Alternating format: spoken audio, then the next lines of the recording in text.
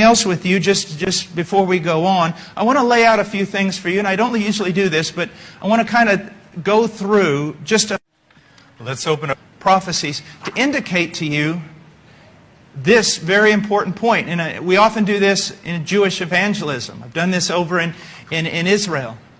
And that is this: if Jesus of Nazareth is not the Messiah, then every promise in the Bible with regard to the Messiah has failed, because it can no longer be fulfilled. Let me just read a few things that I've gathered over the years. First of all, just listen to this. According to Genesis 49:10, the scepter shall not depart from Judah, nor the ruler's staff from between his feet, until Shiloh, a reference, ancient reference, to the Messiah, until he comes. Now, what is it saying? The scepter shall not depart from Judah. It shall not. Judah shall reign until Messiah comes. But here's the promise. This promise that a descendant of Judah would reign until the coming of the Messiah. In 70 A.D., the city of Jerusalem was destroyed. The political dominion and authority of the Jews was taken away, and the nation was scattered. For nearly 2 millennia, there has been no ruler from the tribe of Judah. If Jesus is not the Christ, then God's promise in Genesis 49:10 has failed, for the time is past and it can no longer be fulfilled. It's an absolute impossibility. Now, according to Daniel chapter 9, verse 24 through 27, the city of Jerusalem was to be rebuilt 7 weeks of years, that's 49 years, after the end of the captivity. And the Messiah would appear 62 weeks of years, that's 434 years, after the rebuilding of Jerusalem.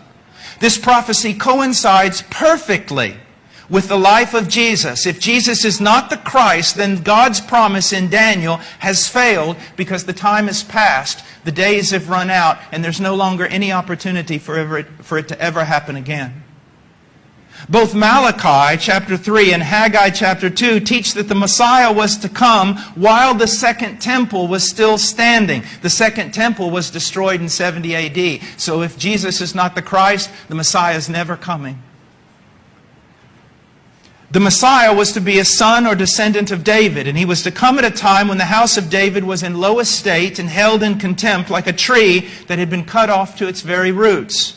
In Isaiah 11:1, the Scriptures declare, "Then a shoot will spring up from the stem of Jesse, and a branch from his roots will bear fruit." Jesus appeared as the Messiah in such a time. If he is not the Messiah, then the Scriptures cannot be fulfilled. For even the root of Jesse now has been pulled up with the destruction of the temple in 70 A.D. At that time, when the temple was destroyed in 70 A.D., all genealogical evidences were destroyed, and it would now be impossible to prove the Messiah's lineage. According to Daniel 9:27, the Messiah would confirm the new covenant and put an end to the sacrificial system under the old covenant. The sacrificial system ended with the destruction of Jerusalem in 70 A.D. If Jesus is not the Christ, then the sacrificial system has ended without the coming of the Messiah. And finally, according to the prophet Isaiah, the Messiah's coming would be marked by an ingathering of the nations, or the Gentiles. For nearly 2,000 years, a countless multitude of Gentiles from every nation on earth has identified themselves with the God of Israel through the so-called Messiah, just as the Scriptures predicted. Jesus is the Messiah. And the Messiah was not just a man. Even the ancient Jewish scribes held him to be more than a man. That when he came, the son of David would be greater than David. And that he would be Lord of David.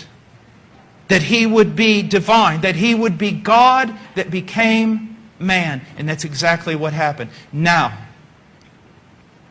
what do the people say about Jesus? That doesn't really matter.